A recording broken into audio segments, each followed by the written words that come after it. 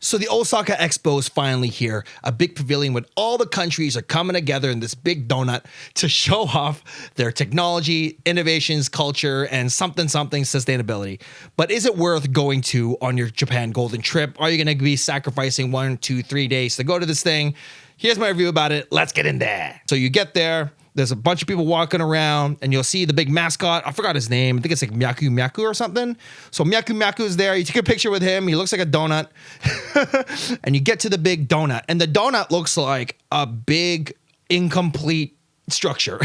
You look closer, it's actually just the design. It's just a cool Japanese way of the crisscross layering, old technique, building technique tactics. And it's cool. You'll take a picture of it because, everyone else is, so you're going to take a picture of it. And then you head out to the actual area and you'll see that there's a bunch of big buildings and these are the pavilions. And you got America, you got Philippines, you got France, you got Vietnam on the side, you got Malaysia, and they're like all really nice and big and well designed. And you can clearly see which country wanted to throw more money at this expo than others, because some countries are like hidden in the back. And then there's like these common buildings, and these common buildings are like basically just buildings with everyone with their booths. So like all the countries that don't have enough money, they'll just like have these little booths. So like Dominican Republic, some African country, Jamaica. I think there was like another country I couldn't even pronounce, right? In there, there's just kind of like standard stuff like, ooh, check out our culture, check out our stuff, check out our way we're going to support the future and all that kind of stuff. And what kind of boils down to this whole thing is that it's just a big, giant museum. And some exhibits are better than others. Now, if you are into that and you like that, it might be for you. The expo itself is actually kind of having trouble selling tickets. They didn't really meet their quotas. So if this doesn't really interest you, it's understandable. Not a lot of people. I think there was an article that just came out where it's like Japanese people think the expo is boring. And I would I would kind of agree. But it feels like you're going to like Disney, but without any rides.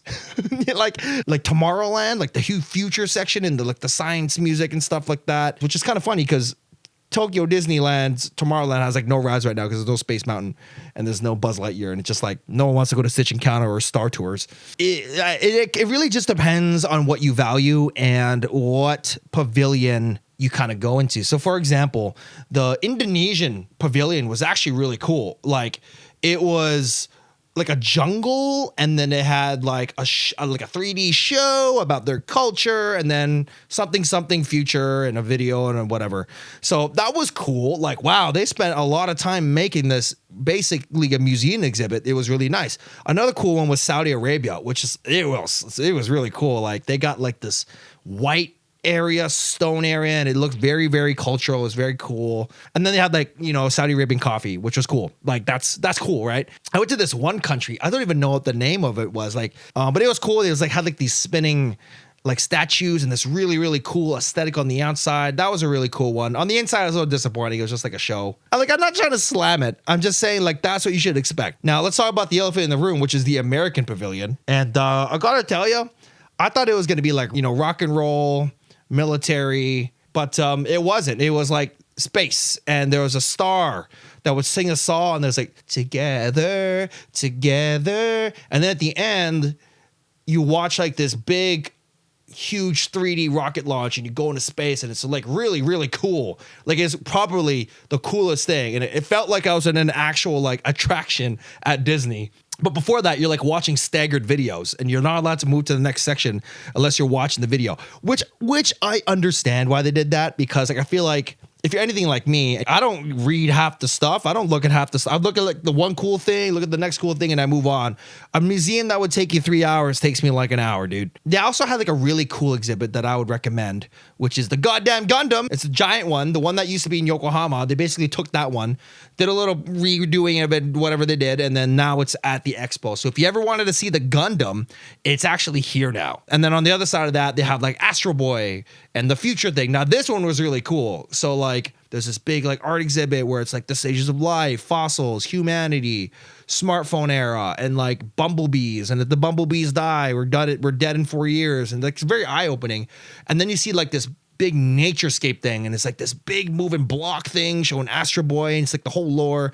Astro Boy's like, oh no, we're gonna like die, and the whole planet got destroyed, and now we made the naturescape and flying cars and stuff. It's this whole thing. That's one of the coolest exhibits. If you wanted to reserve a spot for the pavilion, you had to book that thing maybe 6 to 2 months in advance. So, for example, if you wanted to get into the American pavilion, you would have to wait in line for about 30 minutes, maybe 40 minutes, maybe an hour, because they stagger it. So they go like, there's a presentation, there's a group, a tour that goes every 30 minutes. Going to wait there for a long time. Or if you reserved online and did all this stuff, blah, blah, blah, you basically have a fast pass to get into the tour and you get to skip the line. So you're seeing the similarity here. It's just like Disney. But a lot of their estimations were like wrong. It's like 20 minutes, but it actually only took like 5 minutes because like the next group went in right away. Let's talk about the food now. If you ever go on TikTok brain rot, you'll see videos about people complaining about the food and how it's like super expensive, how it's like 4,000 yen for soba noodles, or it's like 3,000 yen for like a hot dog. When I went there, and from the stands that I saw, it didn't seem too expensive. It was kind of like Disney prices. So like a hot dog would be like 850 yen. Now, if you don't want to pay those prices, you can go to the convenience stores. Now, the convenience stores are like regular convenience stores, but I don't know, the 7-Eleven was supposed to be like 7-Eleven from the future. And I guess it was cool. It was basically just a regular 7-Eleven with like a better design, different kinds of products here and there, and like pizza. And maybe the way they make it is like future, but like they didn't showcase it, so I can't really see it. And like they use paper bags, so I guess that's future sustainability, which is fine. And I like that. I like that image of sustainability. Like they had like very nice recycle centers and you get sustainability. Recycle things, throw things on the right spot, and you feel like you're kind of contributing and you're like enjoying this event without like destroying the planet. Whether or not they're actually doing that in the background, I don't know. That's not for me to see. I mean, I'm just a consumer at this point. It's like going to Epcot. Yeah, I guess it's like going to Epcot. Oh, they also had a Pepsi, which is like a peach Pepsi Zero.